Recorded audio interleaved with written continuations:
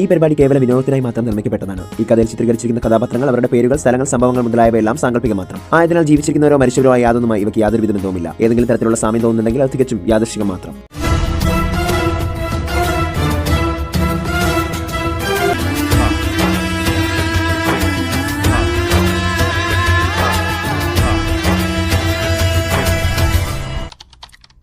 ഈ നിമിഷം ഞാനും നീയും തമ്മിലുള്ള ബന്ധം അവസാനിക്കുകയാണ്.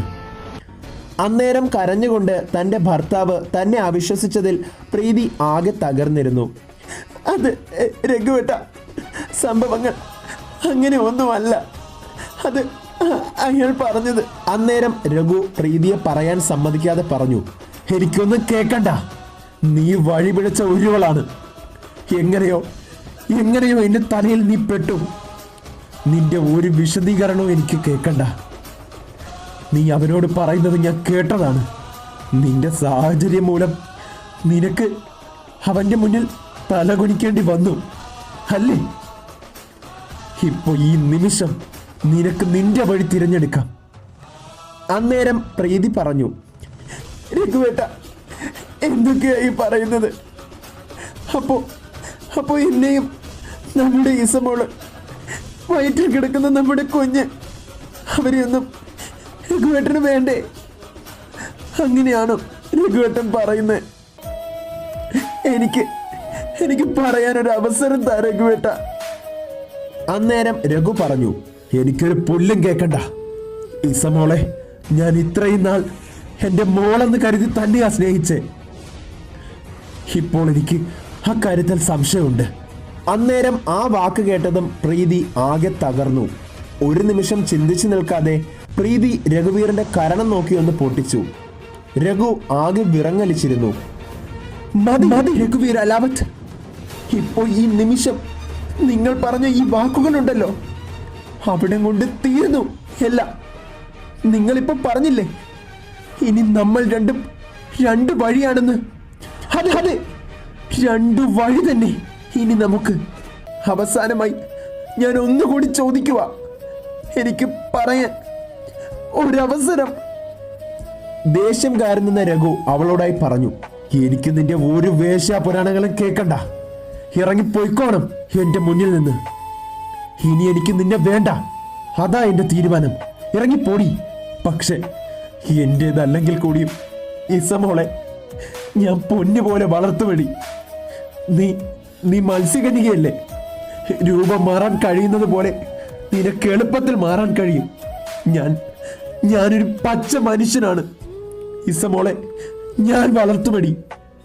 ഇത്രയും പറഞ്ഞുകൊണ്ട് രഘു നിറവയറുമായി നിൽക്കുന്ന പ്രീതിയെ വീടിന്റെ പുറത്തു പിടിച്ചാക്കി വാതിൽ കൊട്ടിയടച്ചു.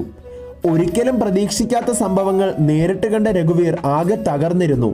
അന്നത്തെ ആ നിമിഷം അവന്റെ കണ്ണിൽ നിന്നും മായാതെ അങ്ങനെ നിൽക്കുന്നുണ്ടായിരുന്നു. പ്രീതിയോട് ഇത്രയധികം വെറുപ്പ് തോന്നിയ നിമിഷം അവൾ തന്നെ ചതിച്ചുവെന്ന സത്യമായിരുന്നു. മറ്റൊരുവന്റെ കൂടെ വിവാഹത്തിന് മുമ്പ് കിടന്നു കൊടുത്തവളാണവൾ. അവൾ പറയുന്നത് ഞാൻ കേട്ടതാണ്. ഇനി എന്റെ ജീവിതത്തിൽ അവൾ വേണ്ട. ഒരു നിമിഷം അവളുടെ ഗർഭാവസ്ഥ പോലും രഘു ആലോചിച്ചില്ല. എങ്ങോട്ടോ പോയി തുടയട്ടെ. വീടിന് പുറത്താക്കപ്പെട്ട പ്രീതി ഒത്തിരി കരഞ്ഞു. പക്ഷേ തൻ്റെ ഭാഗത്തും തെറ്റുണ്ടെന്ന് അവൾക്കറിയാം. നിറവയറുമായി നിൽക്കുന്ന പ്രീതിയുടെ അവസ്ഥ വളരെ കഷ്ടമാണ്. പക്ഷേ രഘു തന്നെ സംശയിച്ചതിൻ്റെ ആഘാതം അത് വളരെ വലുതാണ്.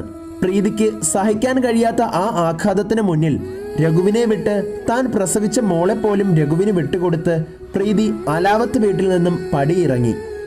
തകർതിയായി പെയ്യുന്ന അന്നത്തെ മഴയിൽ പ്രീതി അവളുടെ കണ്ണിലെ നീരും ഒത്തിരി പുറത്തെത്തിച്ചു. രഘുവും പ്രീതിയും അങ്ങനെ രണ്ടായി വേർപിരിഞ്ഞു.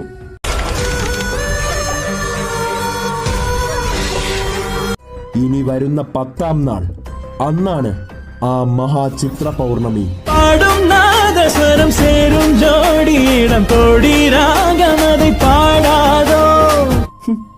സിന്ദൂരം. ഇനിയും എന്റെ പ്രീതിയെ കരയിപ്പിക്കാൻ ഞാനില്ല. എൻ്റെ 2 കുഞ്ഞുങ്ങളുടെ അച്ഛനാണ് നിങ്ങൾ. അത് മക്കളെ, പ്രേതം. മോളെ, നിനക്ക് സുഖമല്ലേ? സുഖമാണ് ജീവനച്ച.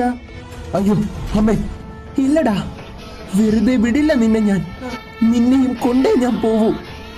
മത്സ്യനാഗിനി ക്ലൈമാക്സിലേക്ക്. ഇനി കാണാം ഇവളുടെ യുദ്ധം.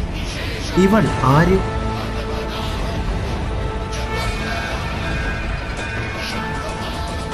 അവൾ വരുന്നു.